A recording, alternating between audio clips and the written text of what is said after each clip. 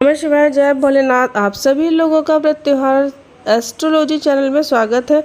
अष्टमी तिथि पर क्या शुभ मुहूर्त रहेगा कन्या पूजन का, और नवमी तिथि पर क्या शुभ मुहूर्त रहेगा कन्या पूजन का, तो चलिए इस वीडियो में हम ये बात करेंगे।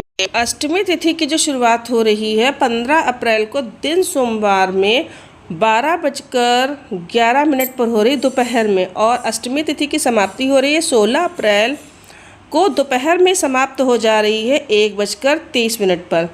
तो पूजा के लिए अगर जो शुभ मुहूर्त की हम बात करें तो सुबह 9:08 से दोपहर 1:58 तक है। रात की पूजा की अगर जो हम बात करें तो उसका शुभ मुहूर्त है 8:11 से रात में 9:34 तक है। और अब नवमी तिथि की भी हम बात करते हैं। नवमी तिथि की बात करें तो नवमी तिथि 17 अप्रैल दिन बुधवार की रहेगी, और इस दिन माता की नवी शक्ति माँ सिद्धिदात्री की पूजा की जाती है। चैत्र शुक्ल नवमी तिथि 16 अप्रैल दिन मंगलवार को दोपहर में लग रही है 1:30 से। 17 अप्रैल को दोपहर में 3:14 तक ही रहेगी। और जब नवमी तिथि समाप्त हो जाती है तब व्रत का पारण भी किया जाएगा। अष्टमी तिथि को कन्याओं का पूजन कर रहे हैं तो सुबह पूजा का अच्छा समय है, सुबह 9:08 से दोपहर में 1:58 तक बहुत ही शुभ समय है। और कुछ अशुभ समय भी इस दिन के रहेंगे, जैसे कि राहु काल है, गुलिक काल है, यमगंड काल है। तो कोशिश करें कि इन समय में ना करें, लेकिन वैसे पूरा दिन शुभ ही माना जाता है, लेकिन कोशिश करें कि इन समय में ना करें। अब अगर जब नवमी तिथि में आप कन्याओं का पूजन करेंगे तो इसका शुभ मुहूर्त रहेगा सुबह सुबह कर लीजिए 5:45 बजे से करीब 9:07 तक। उसके बाद में, क्योंकि नवमी तिथि 3:14 तक रहेगी दिन बुधवार को 17 अप्रैल को, तो बहुत से लोग बता रहे हैं कि शाम तक का मुहूर्त बता रहे हैं, लेकिन जब तक नवमी तिथि रहे तब तक ही कन्याओं का पूजन कर लेना चाहिए, क्योंकि उसके बाद माता चली जाती हैं अपने लोक मणिद्वीप में चली जाती है। इसीलिए 2:15 बजे तक अवश्य ही पूजा कर लें।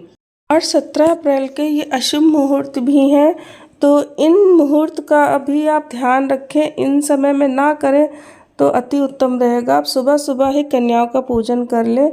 वैसे वही पहले भी मैं बता चुकी हूँ कि बहुत ज़्यादा इसमें कन्याओं पूजन में पूरे दिन शुभ मुहूर्त ही रहता है, लेकिन सुबह सुबह कर लें तो अति उत्तम रहेगा। और विशेष बात यह है कि जब भी आप कन्याओं का पूजन करें तो उनको ससम्मान पूर्वक उनको पैर जो है, चरण जो है, उनके किसी बर्तन में पानी में दूध डाल के, गुलाब की पत्तियां डाल के उनके चरणों को धोएं, चरणों को पोंछें, और बहुत अच्छे से जैसे माता की आप पूजा करते हैं ना, उसी तरीके से पूजा करनी है। उनको सिंदूर लगाना है, उनको थोड़ा सा तेल लगाना है मत्थे में, और पैरों में महावर लगाना है, क्योंकि कन्याएं महावर पूरे पैरों में नहीं लगवाती हैं, लगाना भी नहीं चाहिए। पूरे जैसे महिलाएं जैसे लगाती उस तरीके से उनको महावर लगाना भी नहीं चाहिए। उनके छोटा सा बिंदी पैरों में रख दीजिए। अगर जब हम दक्षिणा की बात करें तो दक्षिणा में जो है, आप उनके हाथ में दक्षिणा नहीं दोगे, दाहिने पैर में उनके पैर के पास दक्षिणा रख दीजिए, क्योंकि माता आपके सामने हाथ फैलाएं। क्योंकि माता का स्वरूप कन्या होती है, हमेशा होती हैं, उस दिन भी होती है और हमेशा भी होती है। आपके सामने माता हाथ करे तो वो अच्छा नहीं लगता है। उनके चरणों में आप दक्षिणा रख दीजिए, और कहिए आसन नहीं छोड़ना है। तो अगर जो ऐसा करेंगे तो ये उसका आपको पूरा फल कन्या खिलाने का मिलेगा, क्योंकि इंद्र बलि सब लोग खड़े होते हैं कि ये हमको फल मिल जाए, तो पूरा फल हम लोग को नहीं मिल पाता, और हम लोग कहते हैं कि नवरात्रि का पूरा फल हमको नहीं मिला। तो यही छोटी छोटी गलतियां हम लोग कर देते हैं, इनका हमें ध्यान रखना है। और उसके बाद अगर जो हम कलश के जल की बात करें तो पूरे घर में छिड़क दीजिए। वरुण का वास होता है उस कलश के जल में। सिक्का सुपारी जो भी उसमें कलश के जल में डाली होती है, तो सिक्का निकाल कर अपने तिजोरी में रख लीजिए, सुपारी भी रख लीजिए, उनका आशीर्वाद समझ के। नारियल को कभी भी नहीं फोड़ना चाहिए, गलत होता है जो लोग नारियल फोड़ देते हैं माता का। तो या तो प्रवाह कर दीजिए, या तो कहीं मंदिर में रखाइए, और या तो फिर सबसे अच्छा तो यही है कि आप अपने घर के मंदिर में आशीर्वाद के रूप में उस नारियल को रख दें, और जब अगला नवरात्र जब आप करें तो फिर उसको जल में प्रवाह कर दें। ठीक है। और अगर जब कन्याओं के भोजन की बात करें, दही जलेबी का बहुत फैशन है, वो नहीं खिलाना चाहिए। घर में भले आप कोई सब्जी बना लें, छोला बना लें, चना बना लें, हलवा बना लें, बहुत कुछ बनाने के लिए है।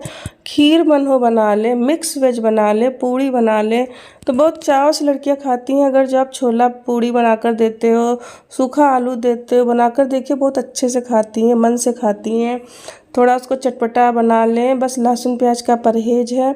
और सात्विक भोजन की थाली तैयार करके उनको अच्छे से उनके जो है खिलाइए और उनसे आशीर्वाद प्राप्त कीजिए। और कन्याओं के चरण छूइए और उनको कुछ उपहार में अवश्य दीजिए, जैसे कोई फल पकड़ा दीजिए, या जैसे लड़कियां हेयर बैंड वगैरह लगाती हैं, बैंड लगाती हैं, चूड़ियाँ छोटी छोटी उनके हाथों में डाल दीजिए। बिंदी दे दीजिए तो उनकी मम्मी लोग यूज कर लेंगी। छोटी छोटी बिंदियाँ लड़कियों की लगाने वाली आती हैं, इससे बहुत खुश होती हैं। खूब आपस में छीन छपट के मैंने देखा लेती हैं चूड़ी बिंदी, बहुत खुश होती हैं। तो ज़रूर दीजिए गिफ्ट, ये ज़रूर दीजिए, बहुत खुश होती हैं कन्याएँ। कन्याएँ खुश तो माता भी खुश। और एक चीज़ मैं बताना भूल गई हूँ, जो आप भोजन बनाएंगे उसमें से पहले माता को भोग अवश्य लगाइए, उसके बाद कन्याओं को भोग लगाइए, और गाय को भी अवश्य कुछ ना कुछ अवश्य निकालिए। और अगर जो आपके घर में छोटे बच्चे पढ़ने वाले हैं तो आप बच्चों के हाथ से कॉपी और पेंसिल और पेन दिला सकते हो कन्याओं को, तो उससे भी विद्या का आशीर्वाद उन कन्याओं के द्वारा प्राप्त होता है।